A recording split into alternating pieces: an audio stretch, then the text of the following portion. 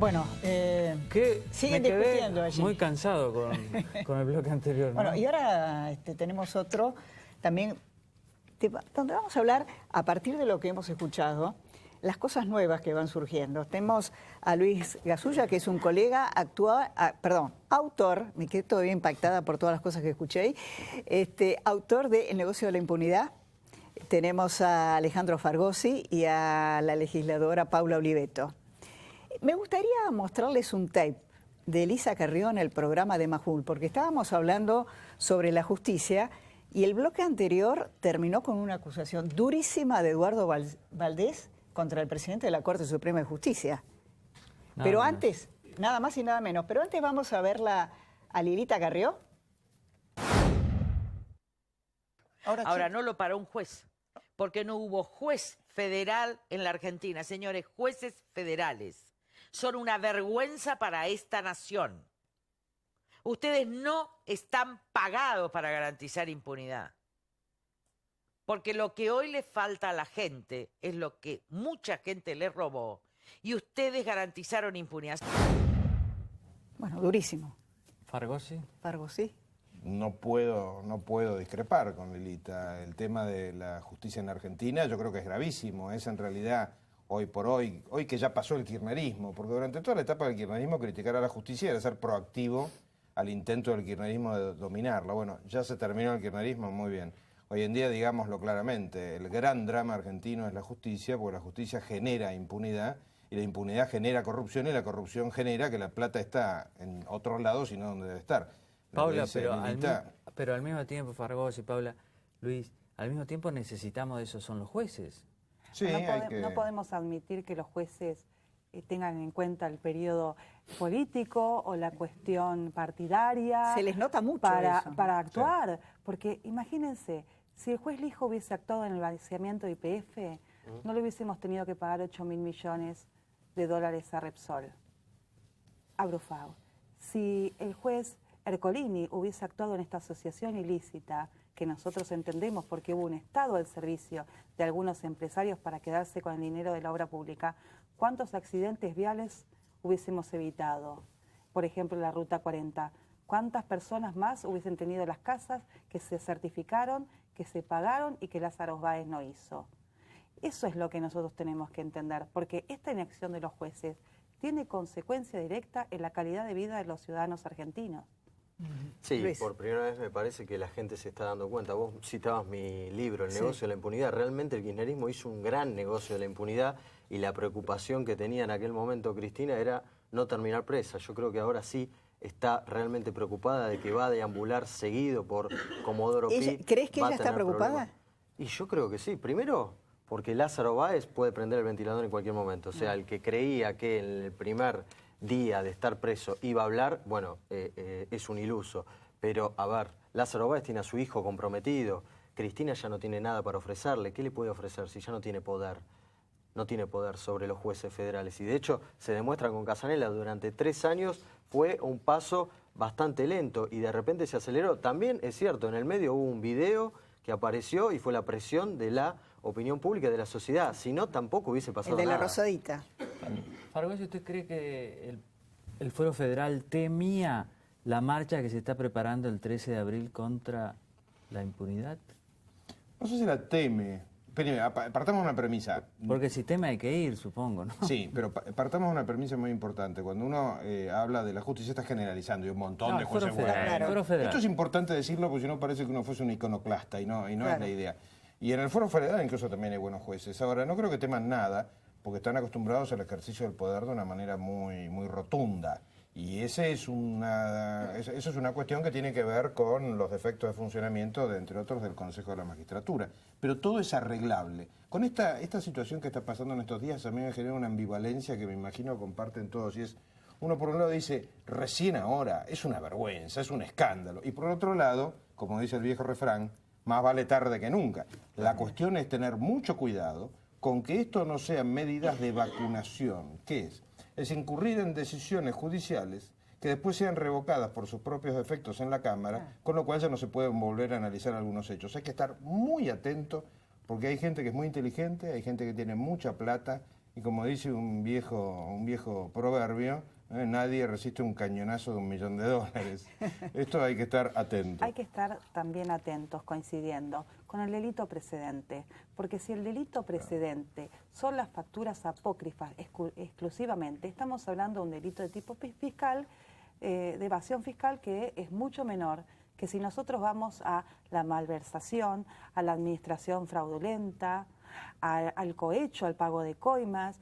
Entonces, la verdad es que me parece que hay el fiscal Marijuán y el juez Casanelo tienen que certificar todas las causas que hay en la justicia federal sobre esta matriz de corrupción y empezar a entender el cuento con la introducción, el nudo y el desenlace, porque a lo que estamos viendo ahora es el desenlace, el dinero arriba de una mesa. Ahora, cómo se obtuvo es lo que tenemos que perseguir. Pero yo, y hoy lo hablábamos con vos, Paula, y también lo hablaba con uno de los implicados de la ruta del dinero acá. A diferencia del menemismo, acá quedaron muchos heridos, hay mucho odio, hay mucha gente involucrada que quiere venganza y que va a hablar, va a terminar hablando. A nosotros en el periodismo ahora se encola para hablar y contar cosas y es como un destape. Así que esto recién empieza. Es un destape, es buena la... Es buena y además vos das en el clavo con el tema de los empresarios. Los empresarios no están hechos para resistir la cárcel. Se ha probado en Italia y se ha probado en Brasil. Exacto. Son los que primero cantan. Pero, los políticos, que son de verdad, tienen ideología, pueden resistir. Los empresarios no están preparados. Lázaro Báez no es empresario. Bueno. Lázaro Báez es testaferro, es empleado. Yo quisiera saber qué pasa. ¿Qué moral tendrá? Si termina preso Cristóbal López. ¿Y qué pasa? Y yo creo que él sí es un empresario y que le importa mostrarse como un empresario con sus pares, le importa su situación personal, por eso ha adquirido bienes importantes, ha adquirido un canal de televisión que tenía muy buen prestigio. Hay que entender que detrás de estas personas hay una estructura mental que los permite actuar de determinada manera o no actuar. Y además en el fondo fueron muy básicos, porque uno ve los errores que están cometiendo y que vinieron cometiendo, fundamentalmente después de la muerte de Néstor Kirchner, y la verdad que parece una banda de ladrones que tuvieron mucho poder. O sea, lo de contar la plata de esa manera escandalosa, con las cámaras, con el whisky. Lázaro ahora yéndose en un avión pidiendo un hangar como me cuentan en Uruguay, evidentemente es como una banda mafiosa y que está desesperada en algún momento. O sea, para vos van a tener problemas. Todo claro, usted hablaba del fuero federal. Sí. ¿Qué pasa con un viejo conocido suyo, el juez Ollarvide? ¿Que no se habla de Ollarvide? Bueno, se está comentando con bastante insistencia que en cualquier momento renuncia. O se jubila, mejor dicho. Se jubila porque está en condiciones de jubilarse. Yo reconozco que tengo 6 pedidos de juicio político contra Ollarvide en los que fracasé, con lo cual no soy del todo equilibrado cuando hablo del doctor Ollarvide, pero es importantísimo tener en cuenta esto. Cuando un juez se jubila o renuncia, el Consejo de la Magistratura ya no lo puede enjuiciar. Por eso es muy importante tener en cuenta que en la máxima medida posible hay que tratar de evitar que esto pase, porque va a ser otra impunidad. Es decir, en la medida en que salga de la órbita del juzgamiento del Consejo de la Magistratura, no solamente se va a ir libre de culpa y cargo, sino que hasta le vamos a tener que pagar la jubilación. Ahora, les quiero hacer una pregunta. Hay una gran demanda social sobre el tema de la impunidad. Es decir, a nosotros nos preguntan, Clara, Seferino, Luis, ¿va a ir alguien preso? Es una pregunta que nos hacen todos los días. ¿Ustedes creen que en la dirigencia política argentina, como dirigencia, no individualmente, hay una clara voluntad de terminar con la impunidad o no es tan así? Los políticos, mi sensación, los políticos modernos tienden a seguir encuestas. No son tan lideradores de opinión como seguidores de opinión. Este es un fenómeno curioso que se ha dado a medida que se desarrollaron las encuestas, con lo cual van percibiendo lentamente que el tema de la impunidad ya se ha instalado y creo que, sobre todo los que tienen la conciencia limpia, que son muchos, una vez más, hay gente decente, increíblemente. Tampoco es cuestión de que la gente crea que son todos malos, no, no son todos malos. A priori son todos decentes. A priori sí, bueno. Pero digamos, los que estamos metidos en esto sabemos que aunque no se pueda probar hay muchos que dejaron de hacerlo hace tiempo. Pero yo estoy convencido que la ola de decencia que está bajando de alguna manera hasta el cono sur, Brasil es un ejemplo, se va a imponer Y de alguna manera depende de nosotros. Yo creo que lo tenemos que exigir, tenemos que estar permanentemente exigiendo.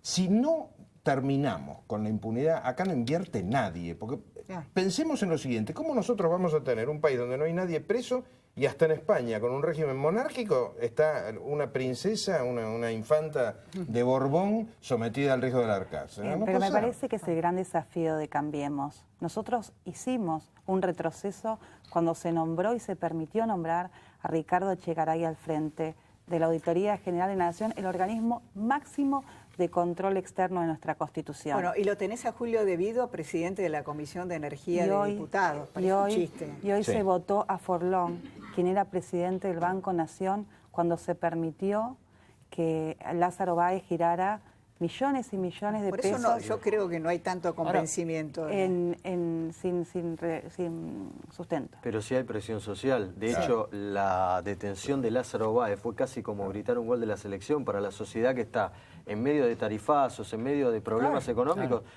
Esto es lo que les queda. Los quieren ver presos. Vos lo sabés, Seferino, cuando vamos a un programa de televisión, ¿qué te preguntan? ¿Cuándo va a ir preso alguien? Sí. Yo no sé cómo hace Brancatelli para bancarse esto, porque la verdad que hay un odio muy fuerte en ese sentido. Pero hay una cosa importante, que como decíamos con Clara, nadie tiene mucho poder de los actores políticos. Es un momento de reconstitución del sistema político. Por eso es tan importante lo que usted decía, las encuestas, las marchas, las redes sociales.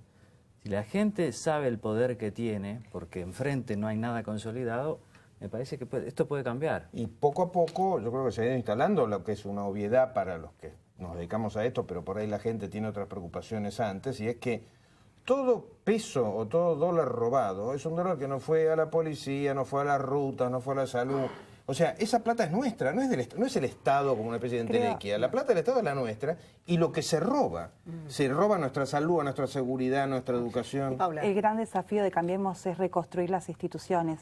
Se diezmó la Fiscalía de Investigaciones Administrativas, se diezmó la FIP, han desbandado equipos técnicos de muchos años, entre otros Mesikoski, que fue el que trabajó la evasión del grupo de Lázaro Báez, se diezmó la UIF. Acá hubieron ROS absolutamente encubiertos y todavía tenemos a Gils Carbó al frente de la Procuración. Entonces, nosotros tenemos que salir del diagnóstico, que es terrible, y empezar a accionar para que haya en la Argentina instituciones independientes que nos puedan controlar a todos. Luis, y acá y también sumo a la Procelac, ¿no? Con Monela ahí al frente. Pero bueno, lo del video, también, del video, el impacto social que tuvo el video de la Rosadita, me parece que fue fulminante. Bueno, ¿tenemos derecho a la esperanza? Totalmente. ¿O podemos decepcionarnos a la vuelta de la esquina? No, totalmente. Yo creo que los tiempos han cambiado. Es fundamental que vaya alguien preso, porque si no, no hay ley del arrepentido que valga. Lo de arrepentido, insisto, lo vengo diciendo hace bastante tiempo, lo del arrepentido es un mal uso del lenguaje. No es el arrepentido, es el asustado. Y nadie se va a asustar y a delatar a alguien si otro no va preso, con lo cual tenemos que empezar a poner gente presa. Muchísimas gracias a los tres. Nos despedimos, Seferino. Hasta el próximo miércoles. Hasta la próxima semana.